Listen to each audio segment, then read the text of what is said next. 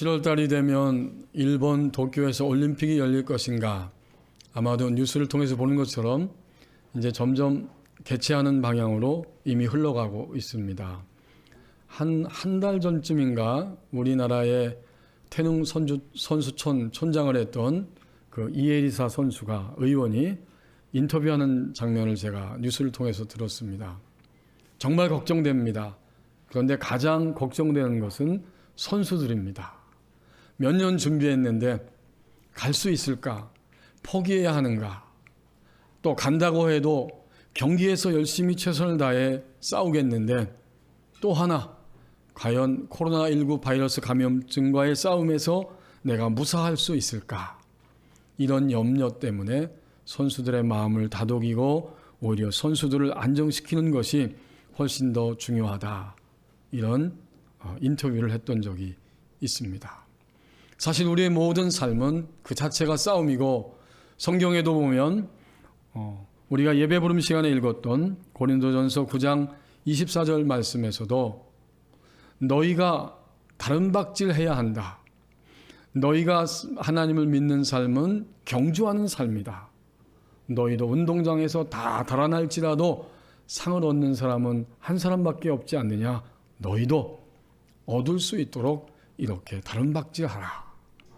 신앙도 삶도 모두가 다 싸움이요 경기라고 하는 사실을 표현해주고 있습니다. 하나님이 오늘 우리에게 주신 여호수아 6장 1절 말씀을 보십시오. 이스라엘 됨으로 권세가 주어집니다. 하나님의 백성들이 지금 이스라엘이 어디를 향해 가고 있느냐? 약속의 땅 가나안을 향해서 발걸음을 옮겼고 첫 번째 대상인 여리고라고 하는 지역에 도착하게 됩니다. 그 여리고에서 그들이 하나님의 약속의 말씀을 따라 움직이고 있는데 1절에서 가르쳐 주는 것처럼 여리고는 굳게 성문이 닫혀 있습니다.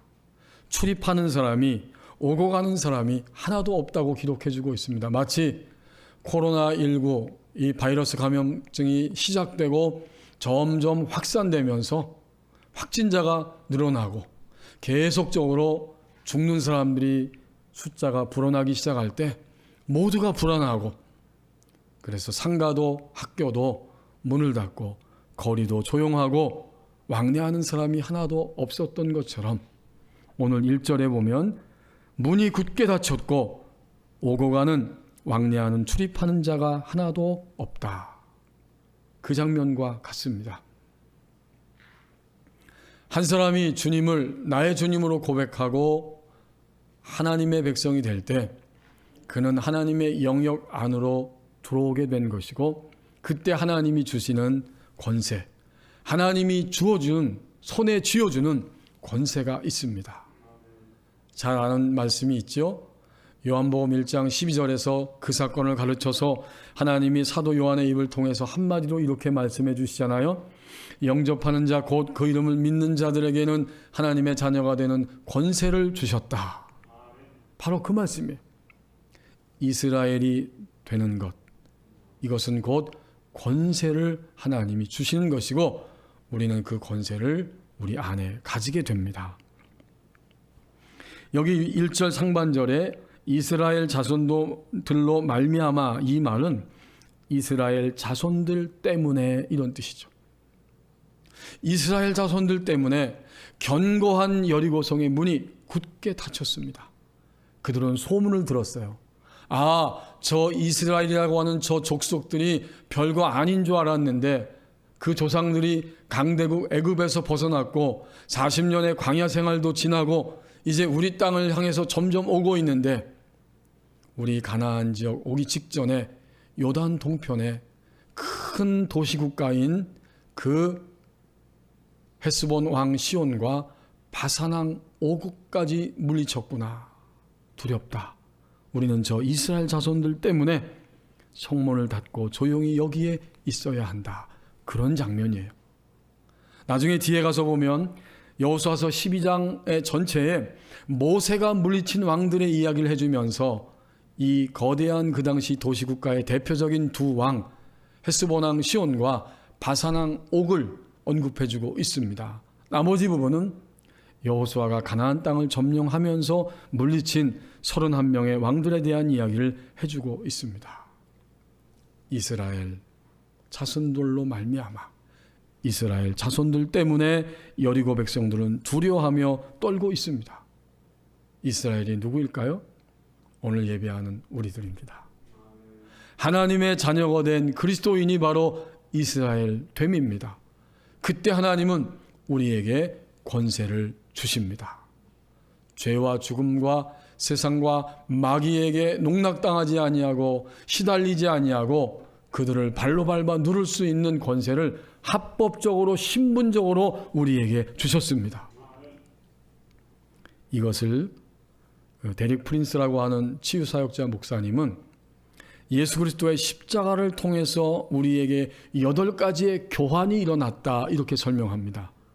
예수님이 십자가 지심으로 8가지의 맞교환의 그 현실이 우리 그리스도인들에게 주어졌다는 거죠.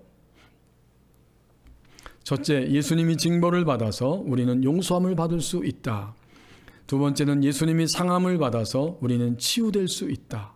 세 번째, 예수님은 우리의 죄악으로 우리의 죄가 되셨기에 우리는 그분의 의로움으로 의롭게 될 수 있다.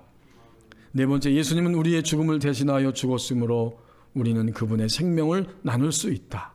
다섯 번째, 예수님은 우리를 대신하여 가난하게 되셨으므로 우리는 그분의 부로 부유하게 될 수 있다. 여섯 번째, 예수님이 우리의 수치를 당하셨으므로 우리는 그분의 영광을 나눌 수 있다. 일곱 번째, 예수님은 우리 대신 거부를 당하셨으므로 하나님 앞에 버림받으셨으므로 우리는 하나님의 자녀로서 받아들여질 수 있다. 마지막 여덟 번째, 예수님이 저주를 받으심으로 우리는 축복을 받을 수 있다. 8가지의 교환의 사건이 일어난 것입니다. 그리고 그 모든 것들을 하나로 포함하는 단어가 있다고 하면 바로 구원입니다. 우리의 죄를 용서받고 우리의 육체의 질병도 치유받을 수 있게 되었고 모든 귀신 들림에서 해방되는 구원의 역사가 일어났습니다. 그 모든 교환은 결국 우리에게 주어진 권세를 의미합니다. 이스라엘 됨으로 우리에게 권세가 주어졌습니다. 2절과 3절 말씀을 보십시오. 끊임없이 주님의 생각을 선택하는 훈련이 있다고 말씀합니다. 하나님이 여호수아를 부르시고 말씀하십니다. 이제 너희가 이 여리고성을 점령하게 될 텐데 보라, 내가 여리고와 그 왕과 용사들을 내 손에 넘겨주었다. 놀랍게도 먼저 완료형으로 말씀합니다. 아직 여리고성에 들어가지 않았어요. 그럼에도 불구하고 완료형으로 말씀하시는데 내가 여리고와 그 왕과 용사들을 내 손에 넘겨주었다. 이렇게 확인시켜 주시고 그 다음에는 구체적으로 방법을 말씀하시는데 먼저 3절에 있는 것처럼 그 여리고성에 접근하는 모든 무장된 사람들, 백성들 가운데 군사들은 그 성을 둘러싸고 매일 한 번씩 6일 동안 성 둘레를 행진하라. 이것이 방법입니다. 여리고성은요, 역사적인 기록에 보니까 굉장히 두껍고 두 겹으로 쌓여진 성입니다. 그러니까 하나가 아니라 두 겹으로 그 성을 둘러쌌고 아주 견고하게 지어진 성이에요. 그런데 그 성을 매일같이 하루에 한 바퀴 6일 동안 너희가 그 성을 행진해라. 쭉 둘러서 행진하라는 거예요. 여기에 바로 주님의 생각과 우리의 생각 사이에 훈련이 있습니다. 이 말씀, 이 명령을 들으면서 우리는 주님의 생각을 끊임없이 선택하는 훈련의 장에 서게 되는 거예요. 제가 이 말씀을 준비하고 있는데 제 마음에 그런 생각을 하나님이 주시더라고요. 만약 내가 그 여리고성 앞에 지금 서 있다면 너는 6일 동안 어떤 생각을 할 수 있겠니? 이런 마음을 주시는 거예요. 이제 곰곰이 생각했어요. 우리 모두가 다 지금 여리고성 앞에 서 있습니다. 하나님의 명령을 따라서 이제는 6일 동안 그 성을 매일 한 바퀴씩 돌아야 합니다. 첫째 날 아침 일어났습니다. 하루 동안의 의심이 있어요. 과연 이렇게 우리가 행진하면 되는 것인가? 현대적으로 말하면 최첨단 핵무기와 미사일이 있어야지 우리가 이렇게 무장하고 그냥 한 바퀴 돌면 되는 것인가? 과연 될까? 첫째 날 아침의 생각입니다. 둘째 날이 되었습니다. 이제 이틀 동안 두 번째로 행진을 하면서 가만히 보니까 아무 일도 없어요. 그리고 이렇게 말했을지도 모릅니다. 쟤네들 반응이 없네. 저 여리고 성과 그 안에 있는 저 족속들이 아무런 반응이 없네. 이렇게 하고 지나갔을 것입니다. 드디어 날이 밝고 셋째 날 아침이 되었습니다. 이제 3일째 되는 날 무덤덤함이 찾아옵니다. 첫째 날은 몹시 긴장했지만 3일째쯤 되니까 무덤덤합니다. 그리고 생각이 스쳐 지나갑니다. 되는지 안 되는지 모르겠지만 가라고 하니까 그냥 가는 거야. 가보는 거야. 넷째 날에는 어떤 생각이 들었을까요? 그동안에 이 자리에 오기까지 우리가 얼마나 고생했는가. 그동안 주님을 믿고 여기까지 왔는데 우리에게는 얼마나 많은 힘든 것들이 있었는가. 그들의 부모 세대를 생각합니다. 우리 부모님 세대가 광야를 지날 때 우리는 유아였고, 그리고 점점점 시간이 흘러서 20세 이상 되었고, 20세 이상 된 우리만 40년 광야 생활에서 합격이라고 말씀해 주셔서 그 어려운 광야를 지나왔고, 광야 끝자락을 지나 우리는 마침내 요단강을 건너왔구나. 이제는 약속의 땅, 가나안 땅을 목전에 두고 있는데 하나님이 여리고성을 7번 돌라고 하시는구나. 지금까지의 돌아온 시간들을 생각합니다. 여기 올 때까지 얼마나 고생이 많았느냐. 5일째 되는 아침, 그들은 일어나서 이제 아무 말 없이 행진하게 됩니다. 그때 마음 가운데 생각이 들어요. 이제 우리는 되돌아갈 수도 없다. 이젠 뒤로 갈 수 없어. 이제 앞으로 가는 일만 남아있는 거야. 하나님이 명령하신 대로 이제 3절에서 6째 날이 되었습니다. 엿새 동안을 그리하라 했으니까 6째 날 아침 마음속에 피어나는 상념이 있습니다. 정말 이대로 돌기만 하면 되는 거지. 정말 말씀대로 꼭 되어야 한다. 정말 꼭 말씀대로 되어야 할 텐데. 이렇게 제 마음에 여호수아에게 주신 명령을 제가 읽으면서 생각이 들었습니다.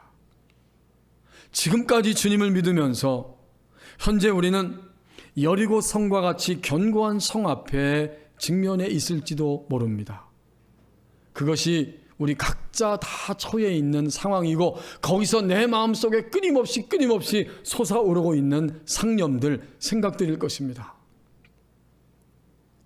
만약 이 시간에 우리 안에 올라오는 생각 중에 피곤함이 있다면, 좌절감이 있다면, 귀찮음이 있고 분노와 두려워하는 마음과 나의 현재와 미래를 걱정하는 마음들이 피어오른다면 어떻게 해야 하겠습니까? 이 생각, 주님의 생각과 내 마음에 피어오르는 생각 사이에서 우리는 끊임없이 이 생각 사이에서 주님의 생각을 선택해야 하는데, 그럼에도 불구하고 내 마음에 이런 생각들이 끊임없이 솟아오릅니다. 나의 질병 때문에 오늘과 내일을 염려할 수 있고, 이 21세기 치열한 경쟁의 시대에 우리 아이를 어떻게 교육시켜서 이 경쟁의 대열에서 뒤처지지 않는 아이로 키워갈 것인지, 여러 가지 생각들이 우리 마음에 올라와서 우리를 불안케 합니다. 만약 이 모든 것들이 주님을 믿고 있지만 좌절이라면 우리는 어떻게 해야 하겠습니까?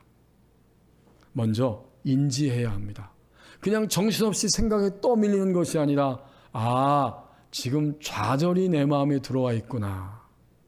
인지하고 동시에 같은 거지만 조금 다르죠? 인정하는 겁니다. 좌절이 있다. 그래, 나 지금 좌절하고 있고, 그래, 나 지금 유혹당하고 있고, 그래, 나 지금 절망하고 있어 라고 자신을 인정하는 거예요. 세 번째는 그런 모든 것들을 이제는 주님께 올려드리는 거죠. 그러니까 우리는 그리스도인이고 권세를 주님이 주신 자들입니다. 이 모든 것들이 인지하고 인정하고 이제는 이것을 주님께 올려드리는 거예요. 주님, 지금 제 마음이 이렇습니다. 주님, 제 현실이 이렇게 절망스럽습니다. 이제 주님을 바라보며 주님의 인도함을 구합니다. 제가 어떤 길로 가야 할지 저의 방향을 알려주시기를 원합니다. 여기까지 가는 거예요. 마땅히 그렇게 가야 돼요. 끊임없이 피어오르는 이런 생각들 속에서 예수님의 보혈로 지금 내 마음에 들어와 있는 것을 인지하고 인정하면서 예수님의 보혈의 피로 이 모든 생각들을 씻어냅니다. 이제 주의 길로 주의 방향으로 알 수 있도록 주님이 이끌어 주시기를 원합니다. 왜 그렇게 해야 하지요? 우리는 왜 그렇게 할 수 있지요? 우리는 주님의 소유된 존재가 되었고 주님은 우리에게 아까 살펴본 1절 말씀처럼 이스라엘 됨 바로 그 순간에 우리에게 권세를 주셨습니다. 더욱 중요한 사실은 바로 그 순간 내 마음에 들어오는 생각에 내가 붙들려 있는 바로 그 순간이 끊임없이 들어오는 그 생각 속에서 주님의 생각을 선택하는 훈련의 시간이기 때문입니다. 이게 중요한 거예요.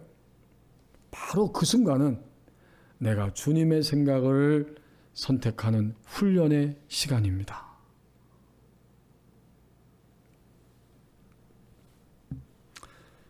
(1491년에서) (1556년을) 살아간 로열라의 성 이그나티우스라고 하는 영성가가 있습니다. 그는 예수회라고 하는 수도회를 창설하였고 거기서 섬기고 사람들을 교육시키면서 그 수도회의 총장이 되었는데, 한 번은 교황 바오로 4세가 그 예수회가 마음에 들지 않아서 그것을 해체시키려고 한다, 이런 소문이 돌기 시작했고 한 사람이 와서 그렇게 물어봤다고 합니다. 우리 교황 바오로 4세가 이 예수회를 해체시키려고 하는데 만약 그렇게 한다면 당신은 어떻게 하겠느냐? 이 질문 앞에 이렇게 이그나티우스가 대답합니다. 나는 15분 동안 기도할 것입니다. 그 다음에는 더 이상 그 일에 대해서 생각하지 않을 것입니다. 이러한 이야기를 필립 얀시라고 하는 기독교 작가가 읽었을 때 그는 그 이야기를 통해 도전을 받고 이렇게 증언합니다.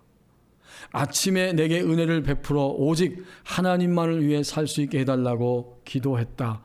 그러나 잠시 후에 내 자존심을 자극하는 전화가 걸려오고 내 책을 읽은 독자가 화가 나서 쓴 편지를 뜯어보게 될 때 나는 또다시 사람들이나 주변의 환경이 내 가치와 평온함을 좌우하는 자의식 속으로 미끄러져 들어간다. 그래도 나는 변화에 대한 필요를 감지하고 계속해서 앞으로 나아간다. 그런 느낌이야말로 내게도 변화의 가능성이 있다는 것을 증명해주는 가장 든든한 근거이기 때문이다. 그리고는 파스칼이 팡세에서 쓴 그 글을 인용합니다. 어느 날 파스칼이 급하게 써내려간 정체불명의 배경이 있지 않은 정체불명의 메모가 있는데 거기에 이런 세 구절이 있습니다.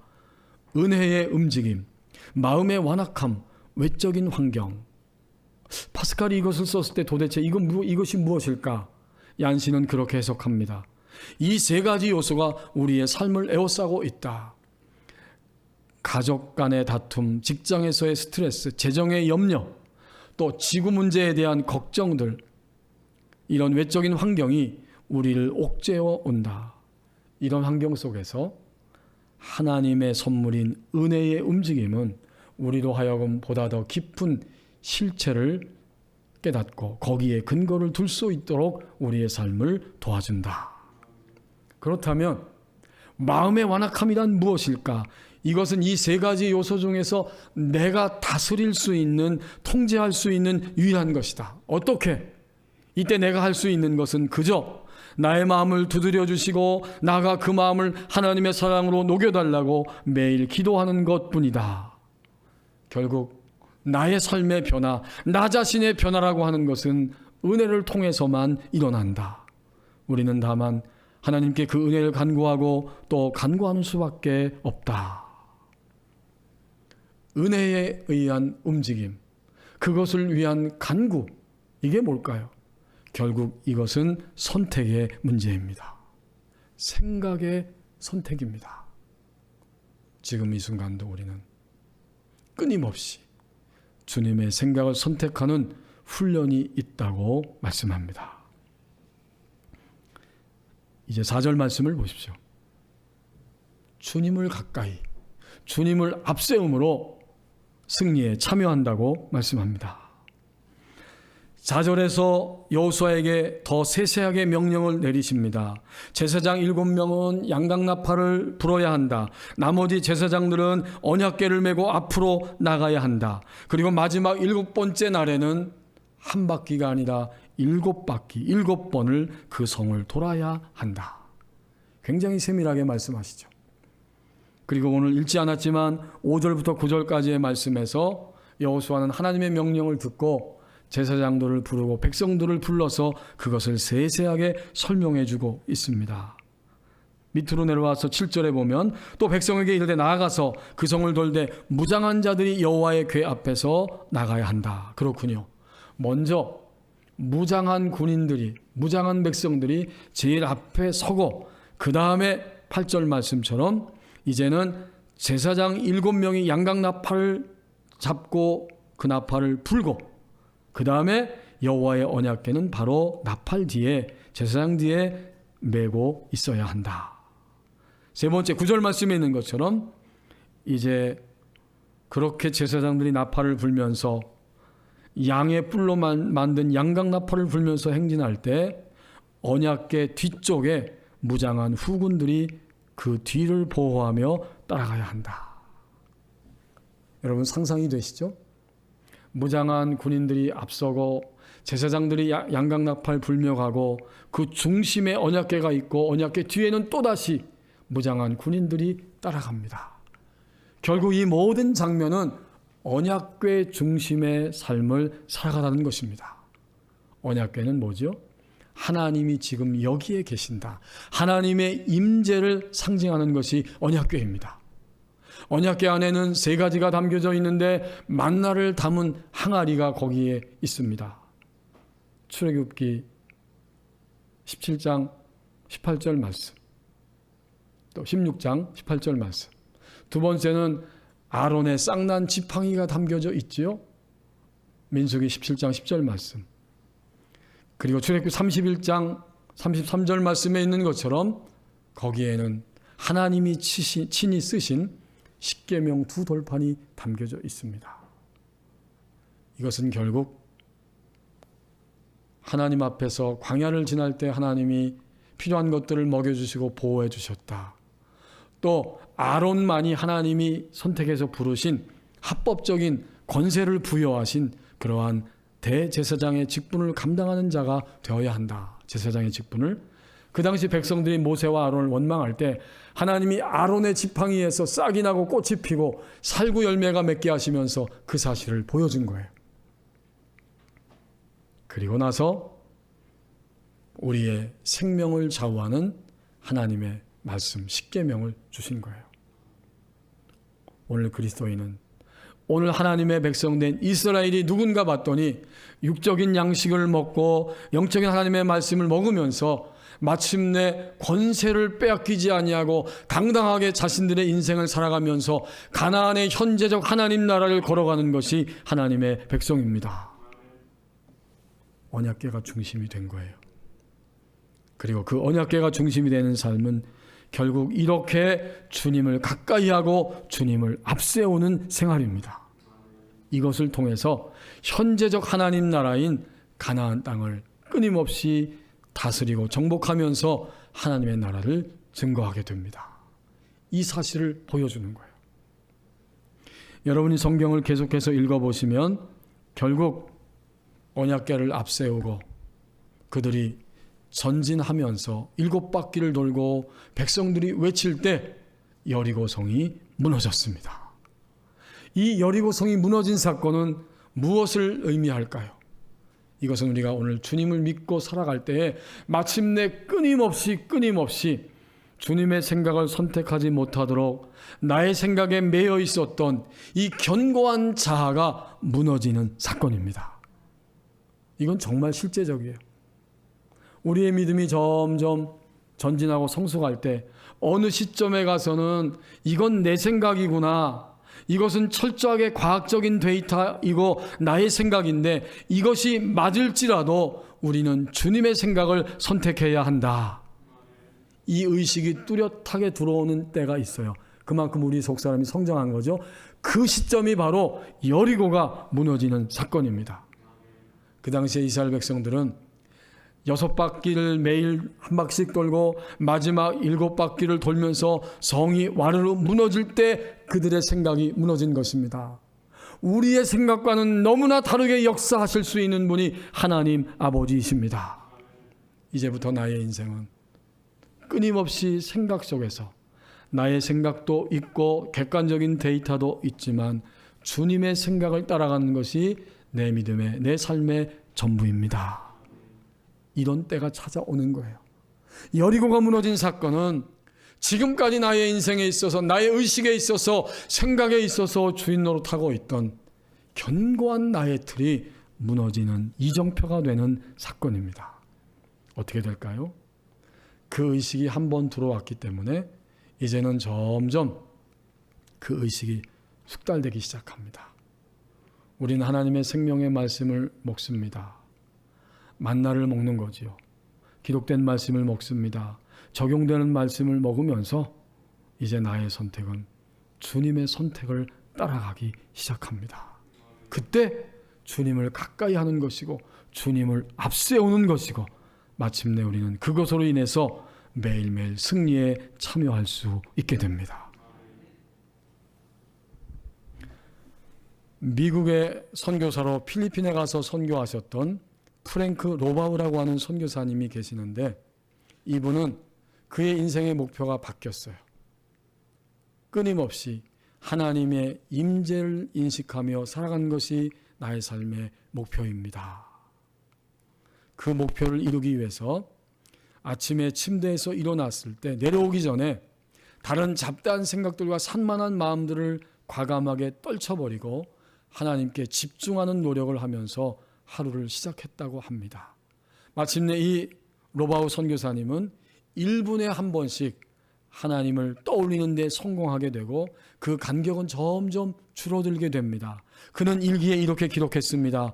하루를 하나님을 경험한 그 자기의 정도를 100뷸럴로 나누어서 계산해서 매일 기록했습니다. 하나님을 의식한 시간 50%, 의지적 거부 약간, 어떤 때는 하루 중 75%의 시간 동안 하나님을 의식했고 간간히 이 수치가 90%에 도달하는 날도 있었다. 물론 산만한 마음 때문에 하나님을 그 마음에서 떠나보내는 실패도 많이 경험했다. 그래도 이 같은 매일의 연습이 자신의 영혼을 점점 변화시키고 있음을 그는 알게 되었다. 이게 프랭크 로바우 선교사님의 고백이에요. 언젠가 역시 영성에 있는 공통점이 있어요.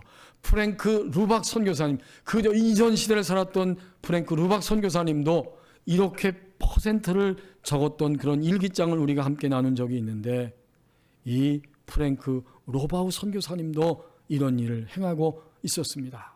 누군가를 만날 때마다 그는 마음속으로 상대방을 위해 기도했고 전화를 받는 순간 자신에게 이렇게 속삭입니다. 이제 하나님의 한 자녀가 내게 이야기를 걸 거야. 거리를 걷고 버스 정류장에서 버스를 기다리며 서 있을 때에도 그는 주변에 있는 사람들을 위해 소리 없이 기도했다. 이렇게 기록해 줍니다. 저는 종종 우리 교우들을 만날 때 또 식사 약속이 있을 때 기도합니다. 출발하기 전에 기도하고 식사 자리에 들어가면서 기도합니다. 어떻게 해요? 주님, 오늘 이 식사 자리에 여기에 예수님을 초청합니다. 예수님 여기 오시고 우리의 대화를 주관해 주시고 우리가 피차 음식과 대화를 나눌 때 그것을 통해서 우리의 연약함과 부족함과 아픔들이 다 치유되고 강건하게 회복되는 귀한 시간이 되게 하여 주옵소서. 주님을 가까이, 주님을 앞세움으로 승리에 참여한 자가 된다고 말씀합니다. 친히, 이것은 몸소, 직접, 그리고 친절하게 이런 뜻입니다. 하나님이 오늘도 친히 우리에게 싸움을 가르쳐 주십니다. 이제 우리는 주의 권세를 소유한 자가 되었고 끊임없이 주님의 선택을 언제나 선택하는 훈련의 자리에 있으면서 하나님의 임재 안에서 승리에 참여하게 됩니다. 기도하겠습니다.